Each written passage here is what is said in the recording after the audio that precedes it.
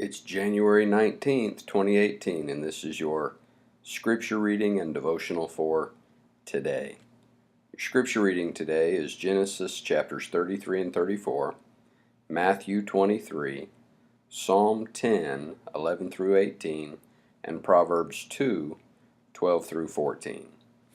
And the passage I wanted to look at with you is Matthew chapter 23, and kind of an overview of the whole chapter. And also you get to see how I write sermons in my wide margin Bible and mark those where I can see those while I'm preaching. This is a sermon on who is a Pharisee. A lot of people call a lot of things by names that don't really apply to those things, especially now. It seems like the popular thing to do now is whatever you don't like, you call it some terrible name that is very damaging, very hurtful, that doesn't apply to that thing at all. And in the realm of religion, I guess that name would be Pharisee. It seems like every time somebody hears something they don't like, or they think something is in their own view as being judgmental or harsh, or anything of that nature, they want to say that you're being a Pharisee and start screaming about Phariseeism. And well, Matthew chapter 23 gives a very good definition of who is a Pharisee.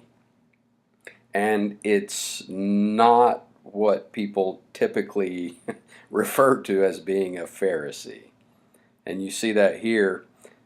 First of all, a Pharisee is a professor, not a performer, because Jesus said they say and do not do. So a Pharisee is someone who likes to bind things and say things about what other people need to do, and always telling other people what to do while they themselves don't do any of it. And Jesus says that here in Matthew chapter 23, beginning with verse 3.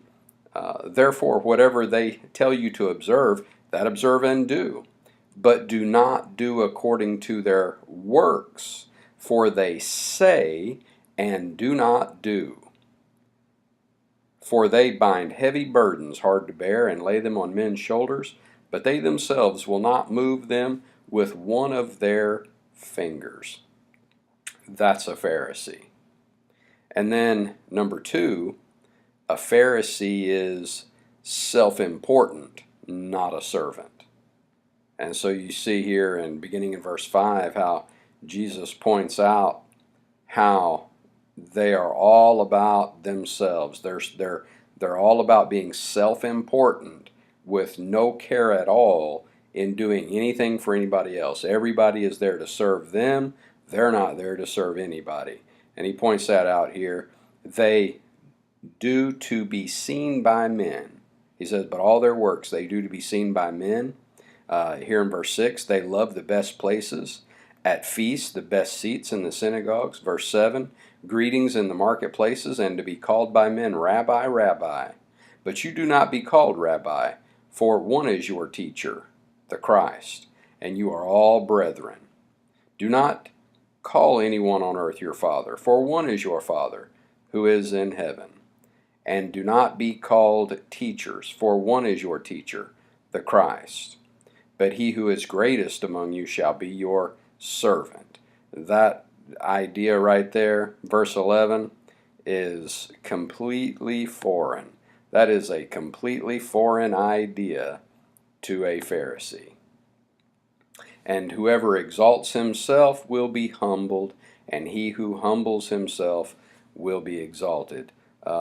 Jesus spent a lot of time in his ministry humbling those Pharisees by showing how they were not what they were supposed to be. And then number 3, it's hard to see over here in the margin of my Bible. I'm going to flip over here to another shot of that. A Pharisee is hypocritical, not heartfelt. Pharisee is a hypocrite.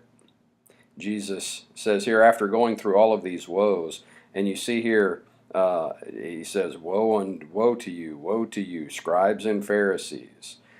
Woe to you, fools and blind, fools and blind. Jesus could be a harsh preacher sometimes, and sometimes that's what people need is uh, to just be told very pointedly what their problem is. Woe to you, blind guides, woe to you, blind, woe to you, all through here.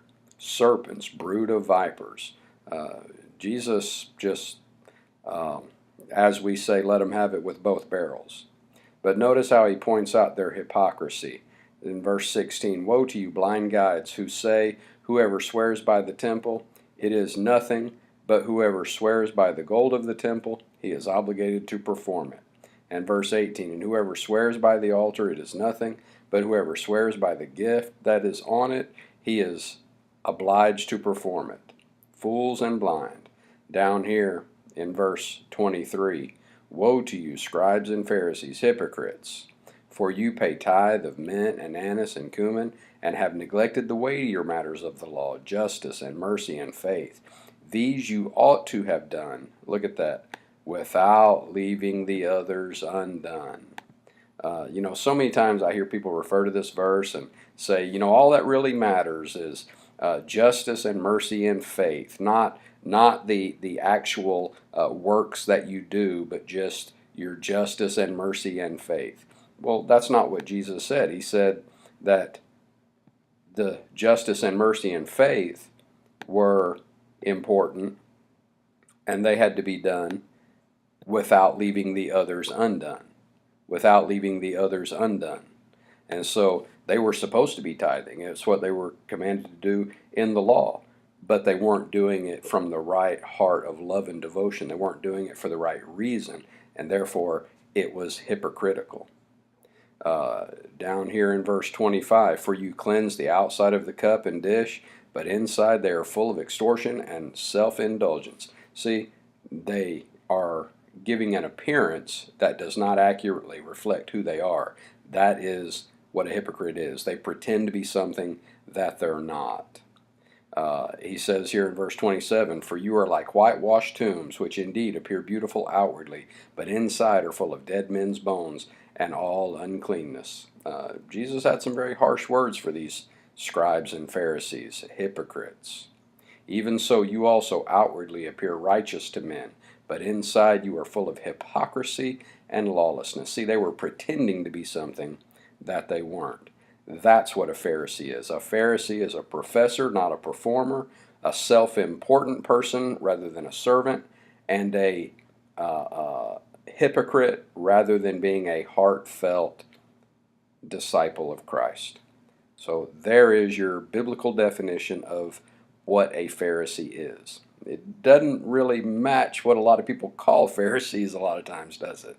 Well, thanks for watching, and be sure you leave your comments in the comment section below. Would love to hear your thoughts from today's reading, any questions, your feedback. Let us hear from you.